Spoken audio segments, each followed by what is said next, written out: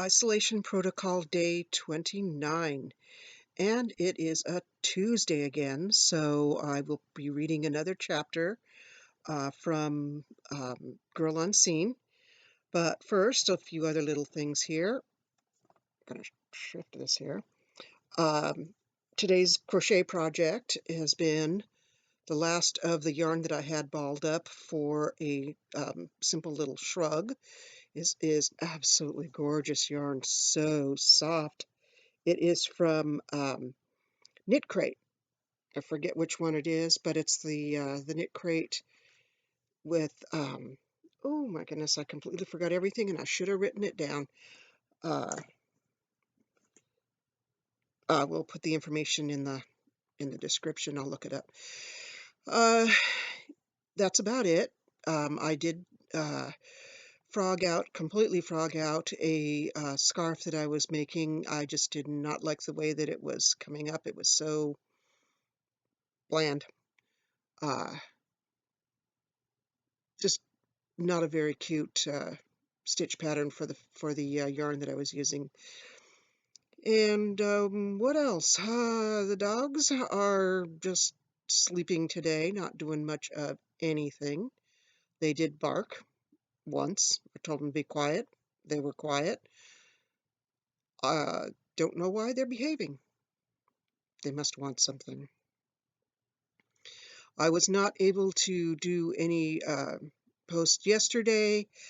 I overdid it the day before, and I should know pacing. I need to pace my energy, or I am in so much pain I can't move. So I spent the entire day yesterday either sleeping or wishing I was asleep.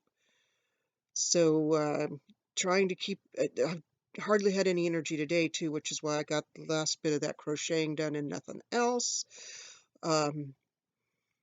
So yeah, I'm going to try and work on pacing again. I had the pacing thing down when I knew what day it was, and now every day seems to run into the other, and it's hard to keep track of when my energy is going to spike and not, so just try and not overdo it when I'm not feeling in a lot of pain. So, on to the story. This is chapter 3. You can take a look at the what is it called? Playlist for if you want to see chapters 1 and 2. Chapter 3 of Girl Unseen. At lunch, Reese looked around, finally finding an empty table across the room. She quietly made her way through the crowd, then froze when she heard her name. Maybe if she ignored whoever it was? But the voice called again, loud enough that people started turning to look. Reese wished she could shrink out of sight. She shrugged deeper into her oversized hoodie. But at the third call, she looked up and saw Lizzie frantically waving at her. Reluctantly, and mostly to shut Lizzie up, she changed course to sit at the table with Lizzie and her friends. Lizzie was bouncing in her seat with excitement. She blew through the introductions in a single rushed breath. This is David, he's in band, and Paul is in chess club, and so is Susan, and Mitchell does drama, but he's all drama anyway. And everyone, this is Reese, that's R-H-Y-S, that's how it's spelled. She's the girl I was telling you about who just moved here. Chill, Lizzie, before you blow a gasket. Mitchell rolled his eyes in an exaggerated motion. Oh, great, thought Reese, the geek table. She smiled and said hello to everyone, addressing each by name to remember who they all were. At least the geek table was as close as you could get to being invisible. She concentrated on eating her lunch, thankful that this new school had a decent salad bar. Absently, she listened to Lizzie chattering away nonstop while the others managed to squeeze in a word or two, once or twice. Reese looked up at hearing her name. And Reese and I have math together with Mr. Fields this year. He's so dreamy, don't you think, Reese? He's really cute. He seems so young. Oh, and those green eyes, Lizzie sighed. Reese shivered at the memory of those green eyes looking right into her soul. Yes, very green. There was a rare moment of silence while Lizzie stared dreamily into space, imagining those dreamy eyes, no doubt. A loud round of laughter from across the room caught everyone's attention. Lizzie's dreams interrupted. She started again. started in again. Oh, that Tishka, she thinks she's all that and the other thing. She speaks French, you know, she tells everyone, on account her mother's French, and she lets everyone know that they have a chateau in the countryside, near Versailles. Reese followed everyone else's lead and looked over. Tishka was perched on a table with two girls on either side of her. It reminded her of a queen on her throne holding court. For a brief moment, Reese wished she could be like Tishka, not only comfortable, but actually thriving on all that attention. Then the usual panic set in at the idea of all those eyes looking at her. Salisbury, what are you doing back there? Stop it. Mitch placed his hand on her elbow for just a second, enough to bring Reese back to the present. You all right, Reese? Yeah, it's just that Tishka and I are paired on an English project. Oh, Mrs. Johnson's biography project? I'm sorry. You'll be stuck with her all semester. I had that class last year. So did Tishka, didn't she? Paula looked up from the chess game she had started with Susan. And Susan nodded. But on the plus side, she's already done all the projects, so you're sure to get a good grade. Reese's curiosity got the better of her for a moment. She's repeating math, too. She said she had too many absences. Lizzie started chattering again. Oh, my goodness, you'd have to be Amish or something not to know what happened. It was all over the TV, the news, magazines, everywhere. Now she has to repeat 10th grade, and like everyone knows why. That's too bad, Reese said. Oh, God, no. Her entourage was all younger than she was anyway. So now she's in the same classes that they are, and she's the only 10th grader with a driver's license, and I hear she's getting a car. Not that she'll ever use it, Susan groaned.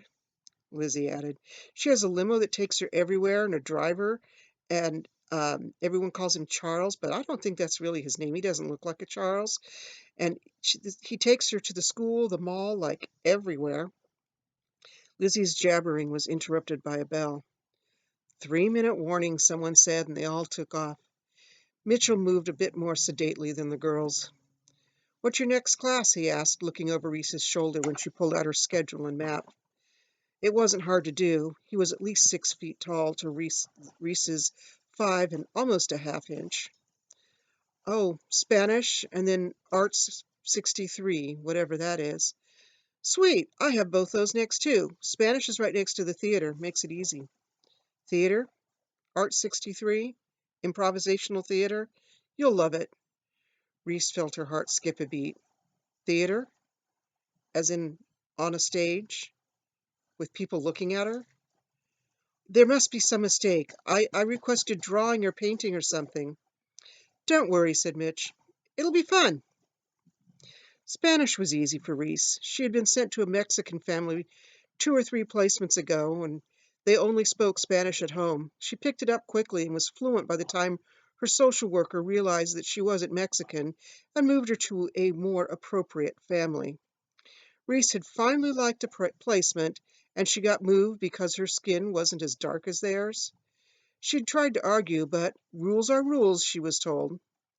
She barely had to pay attention in the Spanish 3 class and was still able to keep up. All she could think of was how to get out of the theater class. When the bell rang, she had worked herself into a panic again. Mitch touched her elbow for a second and guided her across the hall to the theater's back entrance.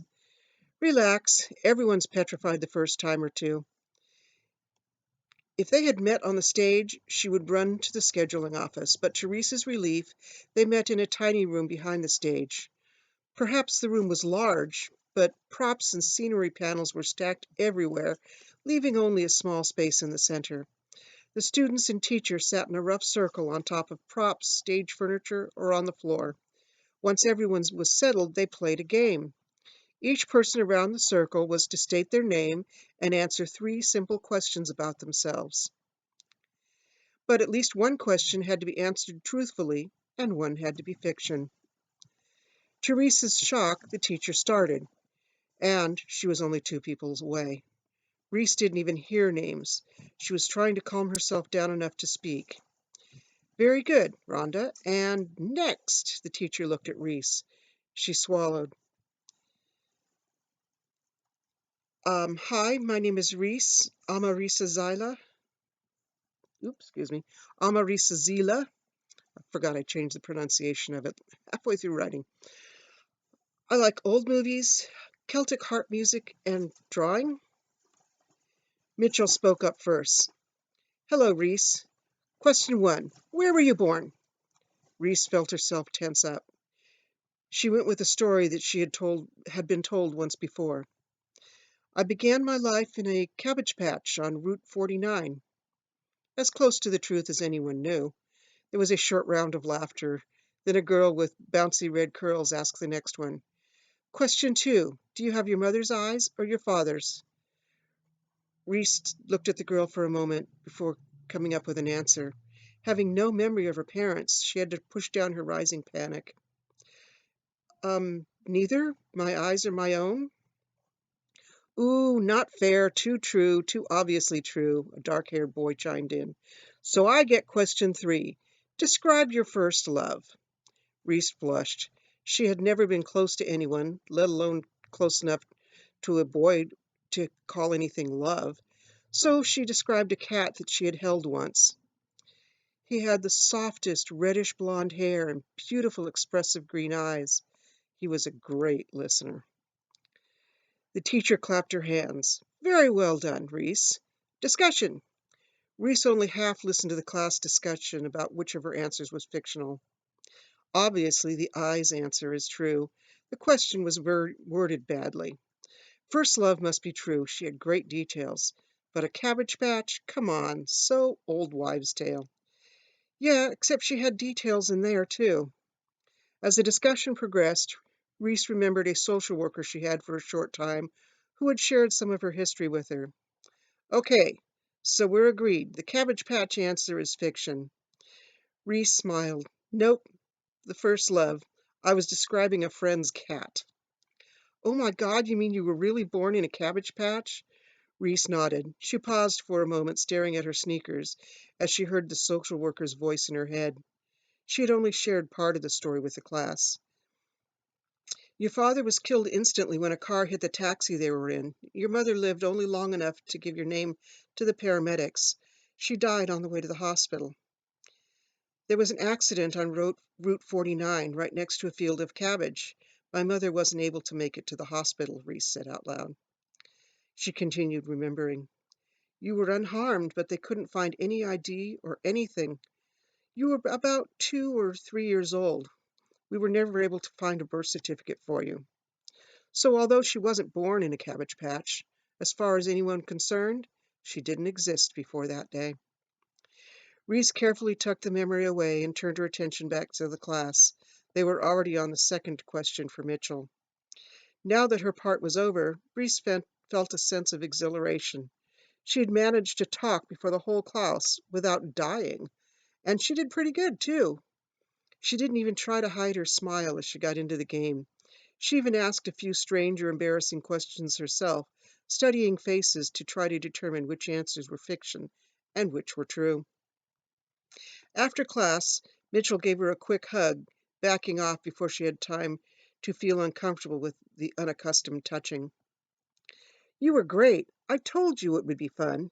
Reese could only nod, already looking forward to the next day's activity.